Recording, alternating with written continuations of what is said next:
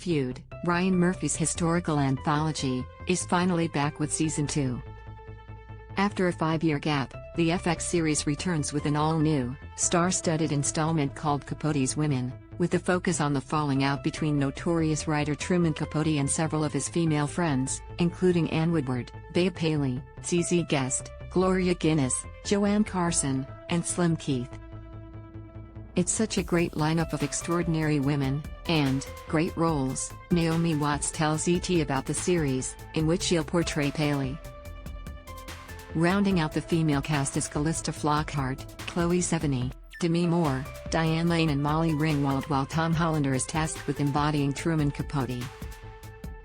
The 8-part season will be adapted from Lawrence Lamer's Capote's Women, a true story of love, betrayal, and a swan song for an era by showrunner Joan Robin Bates and directed by Gus Van Sant, with Murphy returning as executive producer. "Ryan's there all the time," Watts says while gushing over the creative team.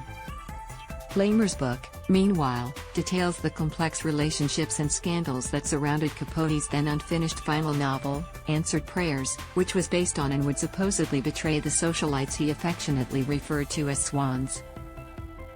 It was purported to be Capote's magnum opus before an excerpt from the book, La Côte Basque 1965, was published in a 1975 issue of Esquire, derailing his relationship with the women and the future of the book.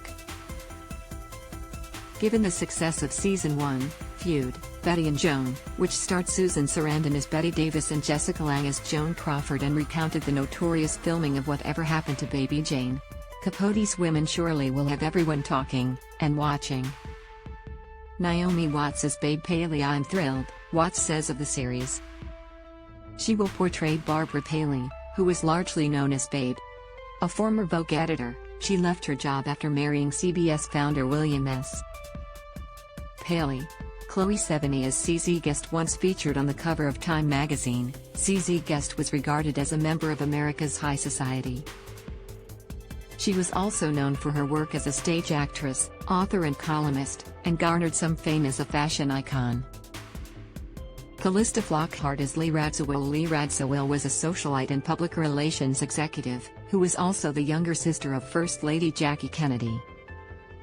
After marrying Prince Stanislaw Ulbricht Radziwill, she became a princess and had a son named Anthony, who eventually married journalist and future Real Housewives of New York star Carol Radziwill. Diane Lane as Slim Keith. Nancy Slim Keith was a socialite known for her Hollywood connections, including discovering Lauren Bacall by showing her picture to producer and husband Howard Hanks. She unfriended Capote after he used her likeness for the unflattering character in Answered Prayers. Demi Moore as Ann Woodward. Ann Woodward was a prominent figure in New York high society thanks to her marriage to banking heir William Woodward Jr., and was later suspected of murder after she mistakenly shot and killed him in 1955. The incident was fictionalized in Capote's novel, with him accusing her of intentionally murdering Woodward. Prior to the Esquire article being published, she committed suicide. Molly Ringwald as Joanne Carson. Joanne Carson was the second wife of Johnny Carson, and became friends with Capote after he started writing a book about the late-night TV host. The two become such good friends that he reportedly died in her arms before half of his ashes would come into her possession. Tom Hollander as Truman Capote. Truman Capote was an esteemed novelist and writer, who gained notoriety for his work on Breakfast at Tiffany's and In Cold Blood. As his popularity grew, so did his celebrity status, which was cemented by his high society and Hollywood friends, many of which included the women he would later draw inspiration from for his anticipated follow-up to In Cold Blood.